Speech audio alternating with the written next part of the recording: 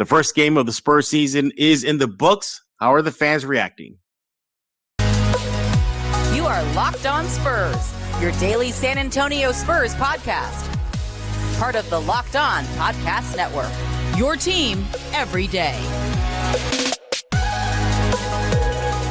Welcome back to Locked On Spurs and the Locked On NBA Network. I am your host, Jeff Garcia, Spurs writer for KENS 5 San Antonio. TGIF, everybody. Hope you're having a great Friday and getting ready for the weekend. Spurs basketball is back. Spurs have one of the books. They got curb stomped, to say the least, by the Hornets in their whole season opener. We're going to look back at that game, basically to get the fan reaction, because that is the first game of the season. What are fans saying about the new look young Spurs after at least one game? I know not a very big sample size, but maybe, just maybe, there's some takeaways from the fan base. We're going to get into the Sochan pick. Yeah, Spurs fans are kind of scratching their heads, already wondering if that was a wise decision by the San Antonio front office to go with Jeremy Sochan at number 9.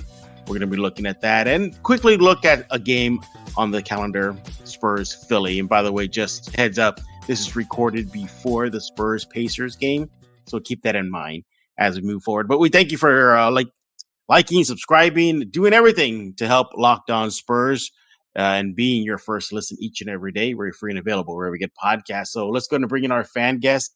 He is back. He did not go to sleep on me. I did not have to tag team in another person to take his place. He is Danny Sanders. Welcome back to Locked On Spurs. My gosh, we have an elephant's memory, Jeffrey. No. I thought I'm supposed to lose my memory as I get older. I think, isn't that how I know? That's what I'm saying. Like, I think it happened one time, maybe twice, and I know. all of a sudden I've garnered a reputation for being a napper and being a sleeper and sleeping on you. No naps, no sleeps today. I've been pumped. I've been excited. It's been nice to have basketball back. Watched the first couple games on Tuesday, and of course watched that scrumptious loss last night. So yeah, let's get into it. Let's talk about him. Make sure to follow Danny on Twitter. Do it right now. He's at Danny Sanders 80. So it's weird because, Danny, I want to say what is a fan reaction, and I know the overwhelming fan reaction, at least heading into the other night's game against the Hornets, was, well, what did you expect? This is a rebuilding team. But, I mean, has that been the fan reaction after that opening night curb stomping? This is going to be the Spurs. It's been a mixed bag, and it's funny because going into the game last night, I actually saw the majority of people saying that the Spurs are going to win. I thought the Spurs are going to win last night. The Hornets are not a good team. The Charlotte Hornets, they're not even projected to make the play-in on the East. I mean, they've been one of the ones talked about as far as being, hey, I mean, if things go south really quickly, I mean, they might throw their hat in the Wembanyama sweepstakes. And of course, we all know what happened during the off season. First off, they had a pretty decent season last year. I think they did better than their projections. They had LaMelo, of course, do really well. His second year, Miles Bridges.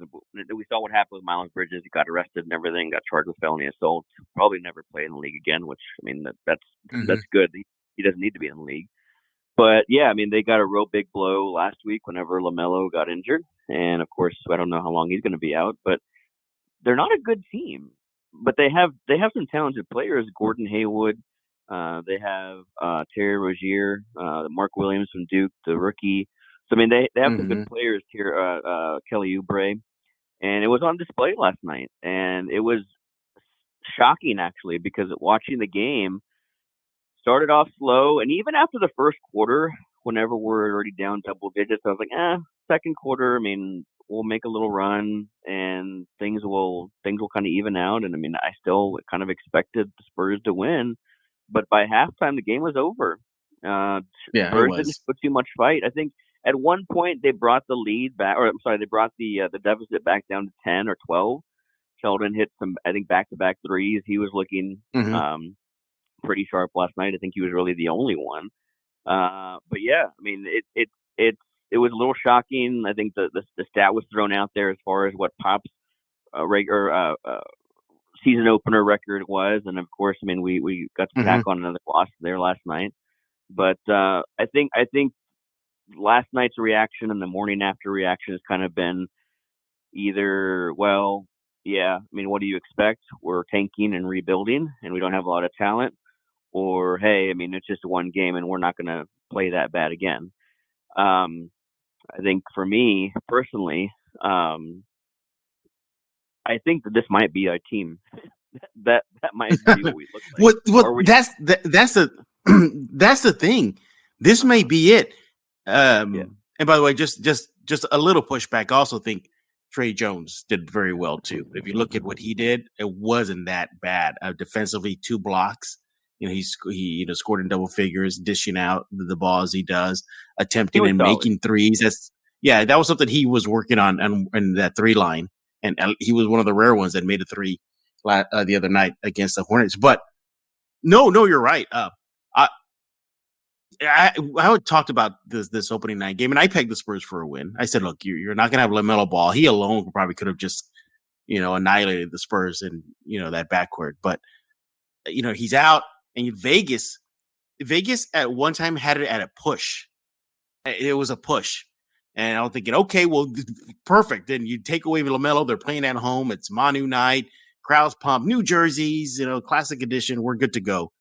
I didn't think it was going to be a blowout by the Spurs, but I think they would at least stay competitive to the end and maybe pull out the W. But what worries me, and I guess it's good if your team tank, but it worries me in the sense of, I don't want them to get mentally crushed early this season, is if a Hornets team can do this to the Spurs, imagine what a Warriors team will do to them. A Philly team is going to do to them. A Boston team. I mean, it could be a lot worse than a 35-point deficit at one point for the Spurs. Well, and here's the thing, right? Because I mean, of course, we saw a lot of our young guys last night. Oh, even though I wish we would have seen Malachi Branham and Blake Wesley play. I mean, I considering we were facing a 20-point deficit pretty much from halftime on, no need for them not to play. So I would have liked to have seen them at least get out on the floor and get some action. But to your point, as far as them not getting crushed mentally, I mean, the guys that were on the floor, and they're pretty much the guys that were on the floor last year. I mean, fans, DeJounte, of course. So they know the deal. They know the drill. They know what to expect. I mean, I think that they were embarrassed. And of course, the new guys, the rookies, I mean, it's kind of like their welcome to the league moment. So I don't think we're going to play that bad every night. But whenever I say something like this might just be our team, I'm saying like, hey, I mean, we're not good. I mean, I think I made the comment yesterday, like I saw some people out there projecting like 33, 35 wins, and people were kind of buying into that. And it's funny because you read that and you start thinking like, I mean, last year's team wasn't that good. And we had I think last year we had 33 or 34 wins. And you had an all-star on your roster. Yeah, exactly. So I mean, you start thinking like, hey, I mean, is this going to be an addition by subtraction deal? And maybe, I mean, Keldon, he looked solid that last preseason game, and we've seen him drop the weight. And I mean, I think there's some very high, lofty expectations for Devin Vassell, and they just didn't. They didn't show up last night, and it's one of those things where it's a lesson learned. You heard Pop say afterwards, hey, we got a thumping, and one of the first things we have to do is acknowledge the thumping. We can't avoid it. We have to actually confront it head on and say, hey, these are the mistakes we made. This is how we can get better. But what is better maybe losing by 5 next time to the Hornets. I mean, ultimately, you're going to see improvements. Game 1 of 82.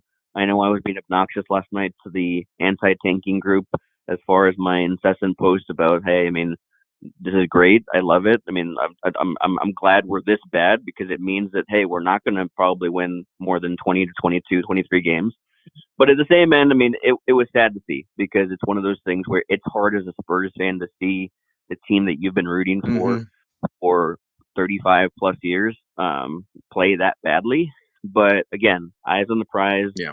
We know what's at stake. So, I mean, there's going to be a lot more nights like this. Absolutely. We're not done talking about the opening night loss to the Hornets. We're going to continue that just for a little while longer in the next segment and then get into the Sochan pick. Not necessarily him as a player, just if the Spurs maybe should have gone a different direction. But before we do that, I want to talk to you about betonline.net, your number one source for your betting football and the start of the new basketball season. Find all the latest player developments, team matchup news, podcast, in-depth analysis on each and every game. And as always, BetOnline remains your continued source for all your sport wagering information. They got live betting, up-to-the-minute scores out on every single sport out there. The fastest and easiest way to check in on all your favorite games, events, including MLB, MMA, boxing, and golf. You want player futures, props, they got that. Go check out what they have to say. Who could likely be the leading scorer for the Spurs, the leading assist guy, the leading block guy. It's all there at betonline.net. You want to head to the website today. And if you're brave enough, Danny, Spurs fans listening, you go see what the futures are or the odds for the Spurs winning the title. Fun times if you go to betonline.net right now to check out that stat. You got yourself a mobile device. Go learn more about what they have to offer. BetOnline, where the game starts. We're back on right here with Locked On Spurs, and you're listening to Danny Sanders as he's repping the fan base on another fan episode right here on Locked On Spurs.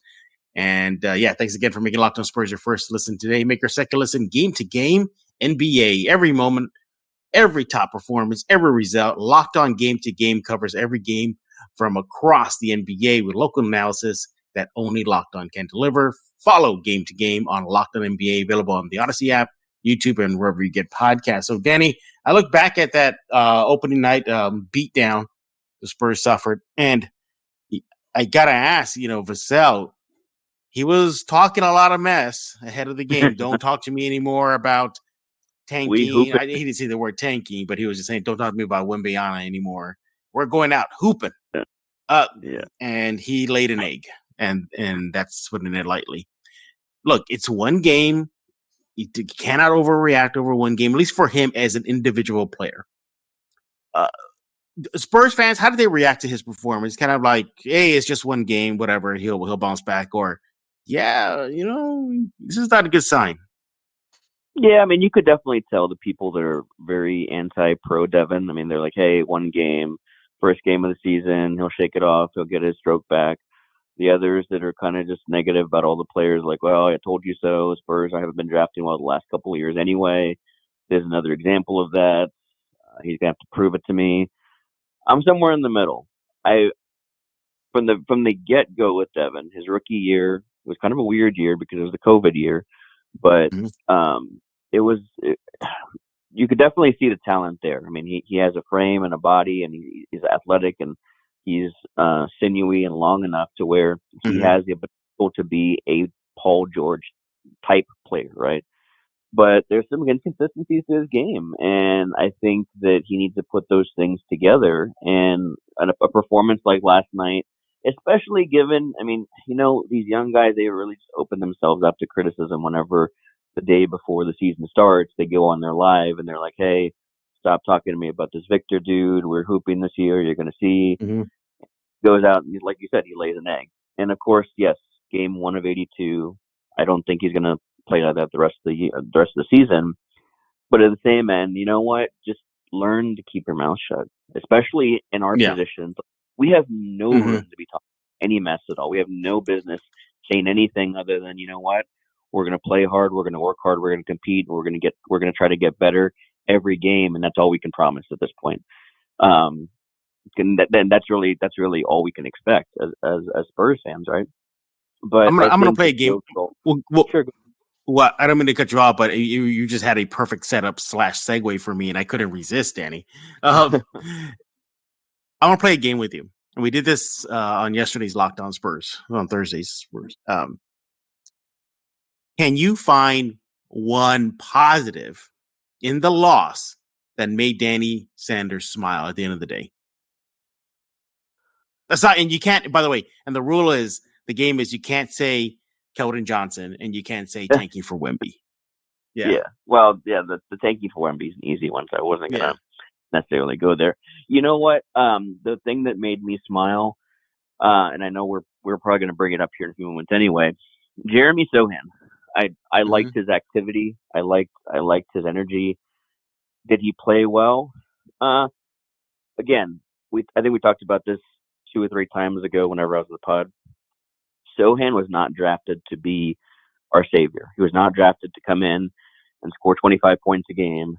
He was drafted to be a connector. He was drafted to be that person on the team that can guard 1 through 5, that can switch, that can communicate on the court as far as defensively, to grab a rebound and start the fast break, sometimes maybe even be the initiator of the offense.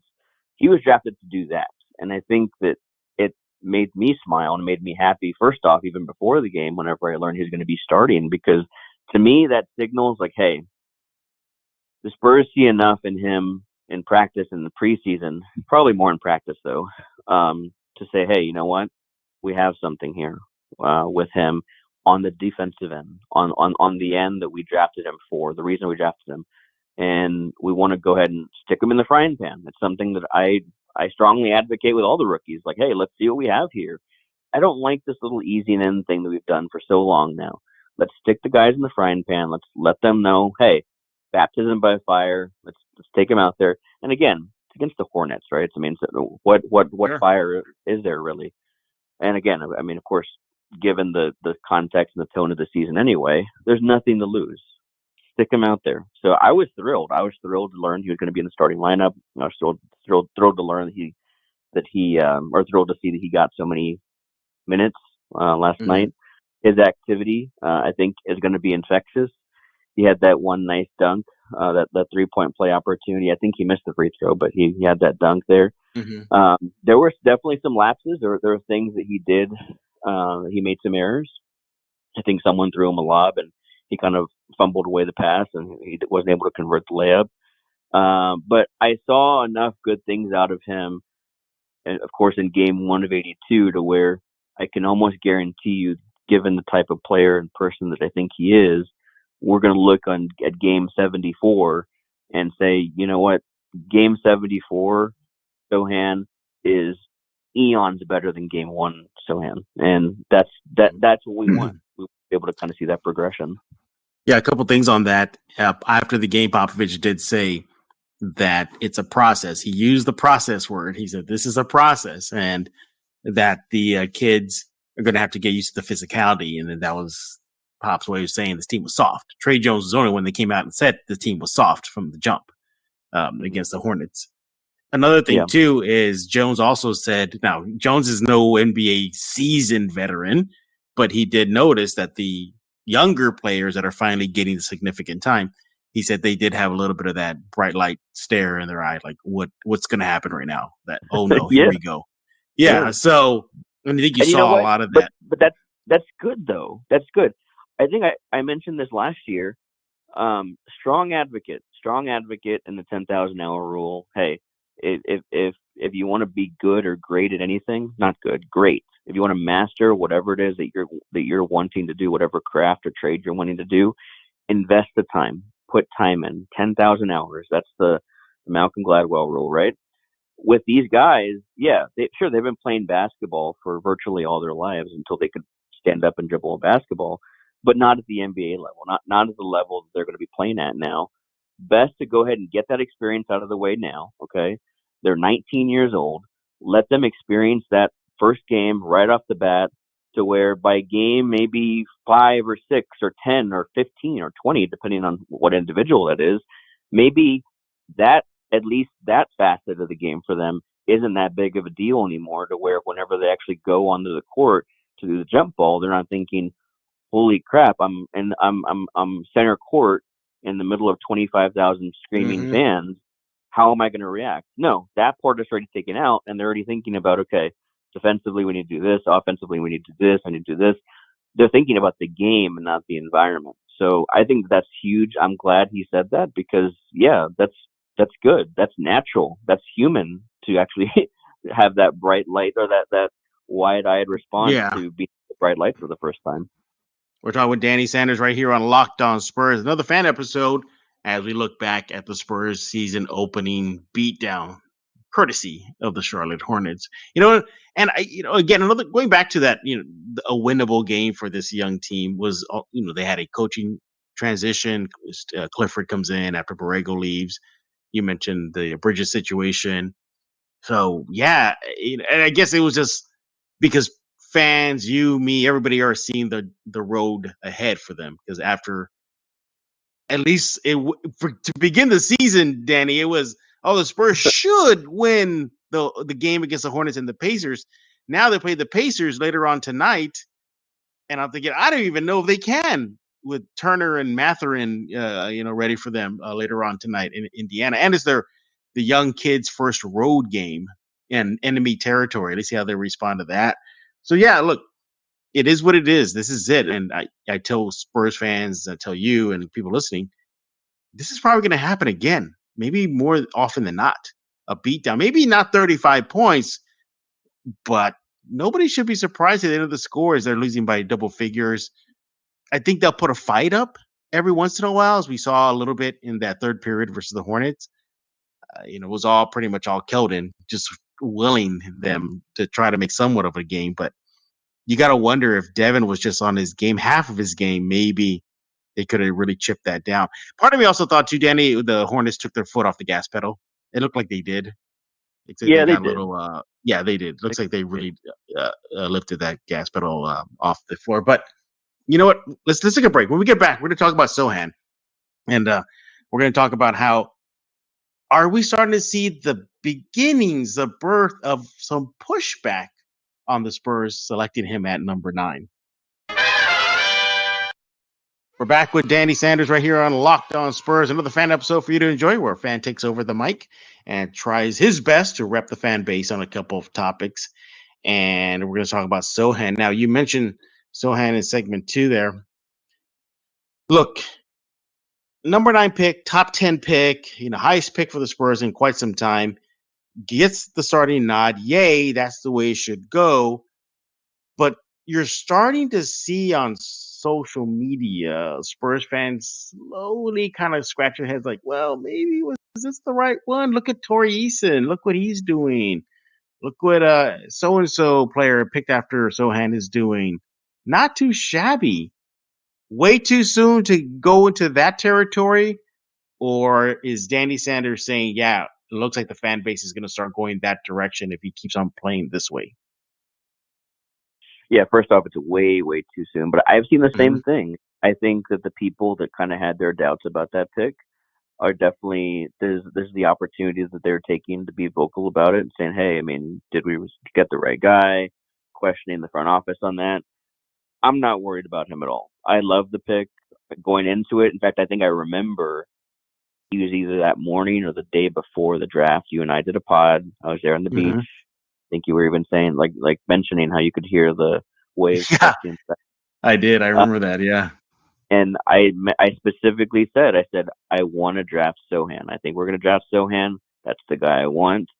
And I was thrilled. I was literally the only Spurs fan in this crowded restaurant in Florida, Destin, jumping up and down, screaming that we drafted Sochan. So, again, he's not going to be the Tari Eason, the whoever that was drafted after him is going to go and score. Look to score and look to shoot. That's not what he's drafted for. So yeah, I mean the little boo birds are already coming out already, and kind of questioning that, but they shouldn't. I mean, and again, early in his in his career, early in the season, let it ruminate a little bit. Let his game let him get used to the NBA lifestyle and the pace and the fact that it's an 82 game grind and it's not going to be like college basketball where they're only going to play like 25 or 30 games. Let him get used to that, because again, I see the vision. All right. And let me just kind of take this opportunity real quick to address something, because I've seen too many posts already about this, about how maybe the Spurs don't draft well. Maybe we just have a problem drafting, and they're questioning like, well, we're having trouble drafting. Why are we tanking? We wouldn't be able to draft the right person anyway, even if we did tank. First off, let's cut the crap. Let's be honest. If we tank and if we get the number 1 pick, which I strongly believe that we will, all right, I'm just throwing that energy, that positive energy out in the universe. we know who we're going to draft. All right, so don't even question them. All right, so don't even think that it's going to be anyone other than Wembanyama. All right. So other than but besides that, we know this organization, and I think I even mentioned this last year. Kurt Goldsberry had appeared in a pod, I think on one of the national pods. Of course, this Kurt Goldsberry, he used to work for the Spurs for I think 5 or 6 years as their analytics guy. Now professor at UT. He still dabbles with ESPN Sports a little bit. So he mentioned, he said, hey, the Spurs are doing something totally different than what the rest of the league's doing right now. And of course, we know that. We know that as Spurs fans, they've always been different. We've always done things differently. We're the first ones ahead of the curve on international scouting. We're the first ones ahead of the curve on resting and kind of throw in games to kind of let players rest. So we know we do that. But he mentioned that podcast. He said, hey, I mean, they're not going to go out and seek to sign a big name free agent or make a big splash trade. They're going to build through the draft. Okay. So we look at the last, 2, 3, 4 drafts even. So that would take us back to when I think Lonnie Walker's year, right? So Lonnie Walker was drafted in 2015. We saw how that panned out. I think they really had high hopes for him. Things never really meshed as well as I had hoped, and I'm sure as well as they hoped. He's gone in free agency. The year before that was Derek White. So I mean, we saw how that kind of transpired. He was never going to be that guy, but I think he definitely improved, and he was that guy enough to where we're able to get a really valuable asset for him through the Celtics trade, and also Josh Richardson, which I mean it remains to be we might get with him. So there's been pockets, right? Even after Lonnie, who was drafted after Lonnie, that was Devin, right? Devin, of course, the Primo last year, so here. They're building for something, and you and I mentioned or talked about this, I think, a month or two ago. I think that they're ahead of the curve on something that I think other teams are probably going to come around to at some point. I've mentioned this before. Superstar league. This is a superstar league. If you don't have a superstar on your team, you're not going to win a title. You're not going to get any shine in the media, or you're not going to get any kind of media coverage or the national games. You're not going to get any of those things, all right? This is a different league than it was when the Pistons won the title in 2004, when they didn't really have any superstars. They had some all-stars collectively because they played as a team and as a group and as a unit, and they played well enough to take down the Lakers.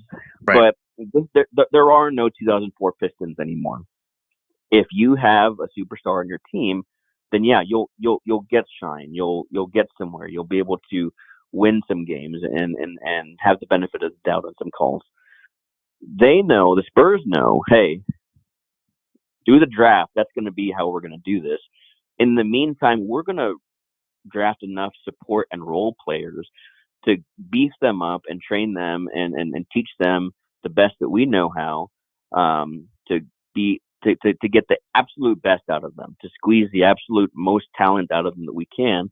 That way, when we do have a transcendent superstar like Wembanyama coming out next year, and should they You're really projecting that out into the universe, aren't you? Be kissed by Lady Luck, right? Then, hey, we have these role players already in place to fill that, all right? And by that time, we'll have some salary cap space, draft or maybe sign a veteran who's willing to come in and kind of have the young guys, a la Terry Cummings back whenever David was a rookie, right? He came in as the Grizzly vet. Somebody like that. That's what they're doing, all right? That's what they're doing. People can call me crazy. People can disagree with me. They're doing that. So this business about Spurs not being able to draft, or I think the question originally was about Sochan, and hey, I mean, are people kind of starting to question that a little bit too early? They have the vision. They have the vision of knowing, hey, we're not going to do anything or be anything or go anywhere until we have a transcendent talent. So in the meantime, let's just build up enough role players. That way we'll have that role, those players in place to support that transcendent talent whenever he gets here. They got to get that pick, though. I mean, look, even if they fall short and get number 2, oh no, not that. You know, not what could be another John Morant, prime Derrick Rose on the Spurs uniform.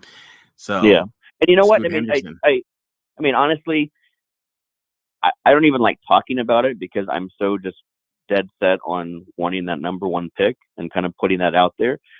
But hey, if we got number 2, then there are worse options, right? We saw what Scoot Henderson did, and maybe even somebody else kind of comes up in the fray in this college basketball season, the Thompson brothers or somebody else, and that would be fine too. But it's a hell of a lot better than picking at 9 or 10 or 11 or 12. Right. Yeah, and look, I get, one of the biggest arguments of why there's some Spurs fans that question the pick is in a league where it's offensive driven, you got a guy out of college who was not known about that, and you need offense. And then he starts with Jakob Poeltl, at least for one game, and that's 2 offensive black holes right there. Hey, maybe this is part of the plan to tank. Maybe that's what it is. Like, okay, how's the worst? What's the way we can put a lineup out there that makes sense but doesn't reveal what we're doing? I know, start 2 offensive black holes, a rookie and Jakob Poeltl, who can't even stretch the floor. Although, credit him, Danny, he's trying. Are you watching that sometimes during games? He tries like this little flip shot near the paint. He's so good job, Jakob. Keep trying. Yeah, I mean, Chip really worked with him on that one-hand step shot. I mean, that's literally all he uses. I'm waiting for him to start using that exclusively for the free throw line too, where he just does a little one-hand step shot because he's decent at it. But yeah. So I get that, and you're like, hey, you want to get some offensive guys back in as a rookie in the draft, and why'd you go with Sochan? So I understand that, but if the grand plan is to snag that 1 or 2 pick, or I'm not going to mess up your mojo, the number 1 pick, because Danny's really pushing for that mojo out there.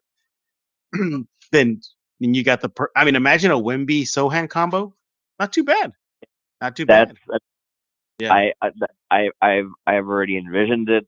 It's percolated in my head. That would be fantastic. And that's the kind of lineup, right? I mean, if that happens, then we can come back and look at this year. Whenever Sochan starts, he gets the experience. He's not afraid to shy away from the bright lights. He knows what to do on defense. He knows what to do on offense. He knows spacing and how to move around on the court. Someone like that partnered next to 7'4", almost 7'5" Wemby. I mean, that's the beginning of a new dynasty, and that's what I'm talking about. He is Danny Sanders. So make sure to follow him on Twitter at Danny Sanders 80. And he once again held it down for you Spurs fans right here on this fan episode of Locked On Spurs. Hey, just got a few seconds left here. Spurs play Philly tomorrow. Again, everybody, we're recording this before the Pacers game, so keep that in mind. Should I even ask for your prediction? I mean, is it obvious, or are you going to shock the world and say Spurs get it? So yeah, I mean, I was looking at the schedule last night. I think somebody posted it.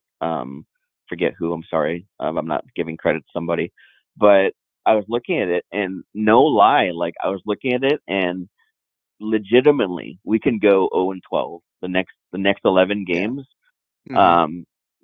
I don't think we're just in the immediate future, it's tonight versus the Pacers.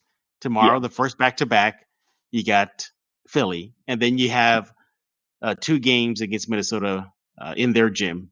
So there's technically 4 games. I could see this team starting 0-5 already. Yeah, for sure. I mean, I'm going to go so far as saying they're going to be 0-12. They might squeak out 1 win, just a surprise victory. Maybe team decides to rest one of their good players and we surprise somebody. But I would not be shocked at all if we go 0-12 because that's just where we're at right now. And the West has gotten so much better this year. I don't think people have really calculated that and thinking about what the Spurs could do. Is the West has improved vastly this year, and I think that's going to be kind of shown whenever we go against some of these West teams like the Wolves. I think the Wolves are going to be a really good regular season team. I mean, we're not gonna come out and surprise folks. I think Mr. Vassell was talking about the other day whenever he wanted to say we hooping this year. We're hooping for one purpose. We hooping for Wemby.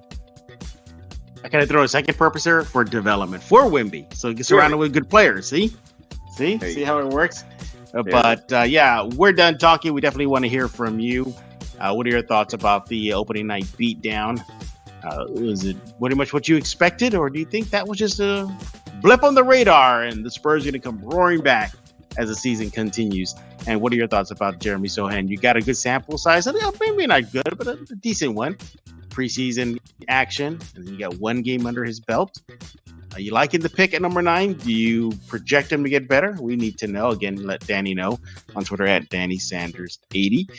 Let me know on Jeff G Spurs Zone. And once again, we always thank you for making Locked On Spurs your first listen each and every day, free and available where you get podcasts. Second listen, check out Locked On NBA. NBA season is here. Local NBA experts and insiders have you covered on and off the court all season long. The biggest stories in the NBA, Monday through Friday, in less than 30 minutes. Available on YouTube, Odyssey, wherever you get podcasts, as well as Locked On Spurs, available on YouTube, the Kens 5 Plus app, Odyssey, and wherever you get podcasts. So for Danny Sanders, I am Jeff Garcia. We're going to put a lock on this episode of Locked On Spurs.